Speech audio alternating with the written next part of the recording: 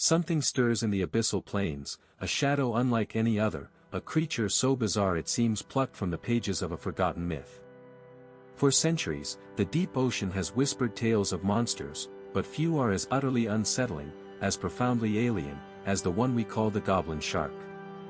Imagine an animal that looks like a prehistoric nightmare, its face a grotesque fusion of snout and retractable jaws, its skin a haunting, almost translucent pink. This isn't a CGI fabrication, it's a living, breathing enigma, patrolling the crushing depths, a ghost from a time before dinosaurs roamed the earth. How can something so visually jarring, so seemingly out of place in our modern world, exist largely unknown, hidden in plain sight? Its very existence challenges our perception of what life can be, pushing the boundaries of biological possibility. Tonight, we plunge into the twilight zone and beyond, to unravel the mystery of Mitsukurina Ostoni, the Goblin Shark, a creature so real, it still feels impossibly unreal. Our first true glimpse of this deep-sea anomaly came not from a scientific expedition, but from a chance encounter, a moment of profound accidental discovery. It was 1898, off the coast of Yokohama, Japan.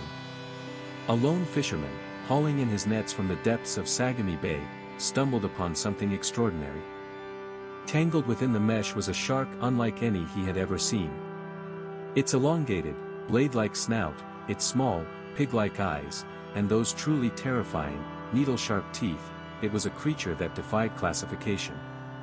Word quickly reached the scientific community. Dr. Kikichi Mitsukuri, a prominent zoologist at the University of Tokyo, examined the specimen, recognizing its unprecedented nature. He sent it to the British Museum of Natural History, where it was formally described by ichthyologist David Starr Jordan. Jordan, fascinated by its unique morphology, named it Mitsukurina Ostoni, in honor of Mitsukuri and Alan Austin, the collector who provided the specimen. This single catch, a lucky accident, pulled back a tiny curtain on an entire world of unseen life, revealing a species that had been lurking, undisturbed, for millions of years in the ocean's dark embrace.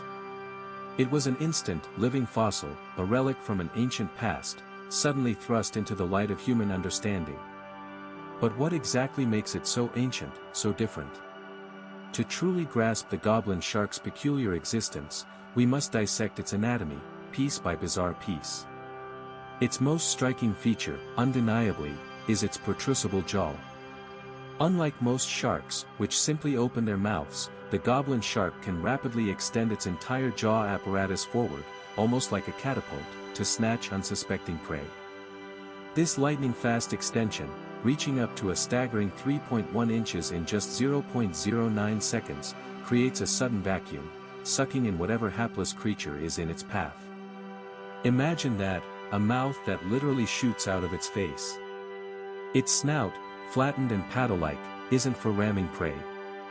Instead, it's heavily equipped with electroreceptors, the ampullae of Lorenzini, allowing it to detect faint electrical fields generated by nearby organisms, even in pitch-black water or buried in sediment. This means it hunts without sight, sensing prey from afar. Its skin, a flabby, almost gelatinous texture, and its distinctive pink hue, come from visible blood vessels beneath a translucent skin, an adaptation where bright colors are irrelevant and buoyancy is key. Its small, beady eyes suggest sight is less crucial. It's not built for speed or brute force like a great white. Instead, it's a silent, sensory ambush predator, perfectly evolved to exploit the scarcity of resources in the abyssal zone. Every aspect of its physiology screams, deep-sea specialist, a testament to millions of years of isolated evolution. Where does such a creature call home? The Goblin Shark prefers the continental slopes and submarine canyons, often found at depths ranging from 330 to over 4,200 feet, though most sightings occur between 900 and 3,000 feet. This vast, dark, cold realm is its hunting ground, a place where sunlight never penetrates and pressure can crush unprepared life. Despite its wide distribution across the Atlantic, Pacific, and Indian Oceans, sightings are exceedingly rare. Most of what we know comes from specimens caught accidentally by deep-sea trawlers or longliners. These aren't intentional captures, they're statistical anomalies, brief glimpses into a hidden world. This scarcity of observation makes understanding its behavior incredibly difficult. Scientists theorize it's a sluggish, benthic, bottom-dwelling shark, patiently waiting for prey like deep-sea fish, squid, and crustaceans to come within range. Its flabby body and weakly calcified skeleton support this theory. It's not designed for high-speed chases. It simply waits, senses, and then, with that terrifying jaw, strikes. But how many of them are there? Do they migrate? Do they have territories? These are fundamental questions for almost any other shark species, yet for the goblin shark, they remain profound, frustrating unknowns. Its elusive nature is not just a challenge for science, it's a cornerstone of its enduring mystery. One of the most compelling aspects of the goblin shark is its ancient heritage. It belongs to the family Mitsicurinidae, a lineage that stretches back at least 125 million years to the early Cretaceous period. Fossil records reveal ancient relatives, like Scaponarhynchus, bore striking resemblances to the modern goblin shark, particularly in their distinctive long snout and jaw structure. This remarkable lack of significant evolutionary change over such immense timescales has earned it the moniker, living fossil. While other shark families diversified, adapted, and underwent dramatic transformations to survive changing oceans, the goblin shark's ancestors found a niche in the deep that remained remarkably stable. The abyssal environment, characterized by constant cold temperatures, perpetual darkness, and relatively low nutrient availability, likely acted as a kind of evolutionary time capsule. There was little pressure to evolve new forms, no new predators or competitors to outmaneuver, and a consistent food source, however sparse. It's a testament to the success of its original design, a slow, electroreceptive ambush predator in a world where speed is less important than patience and sensory acuity. The profound mystery isn't just that it exists, but how it persisted, virtually unchanged, through countless epochs of planetary upheaval. It stands as a silent, pink monument to the power of a perfectly adapted, stable evolutionary path. Despite more than a century since its discovery, the goblin shark remains one of the ocean's most enigmatic residents.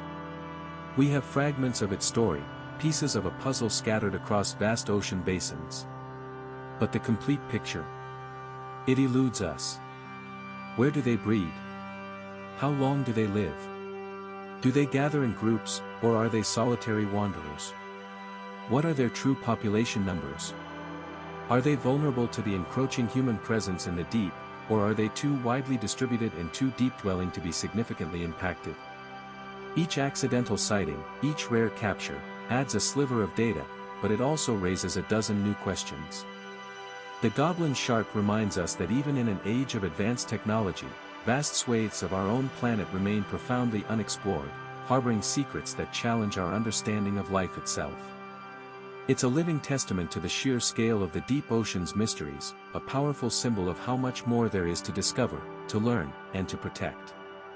What other ancient marvels lie hidden in the perpetual twilight, waiting for us to find them? The deep ocean, with creatures like the goblin shark, continues to be Earth's last great frontier, a place where the unbelievable is not just possible, but demonstrably real. Join us next time as we dive deeper into another creature file.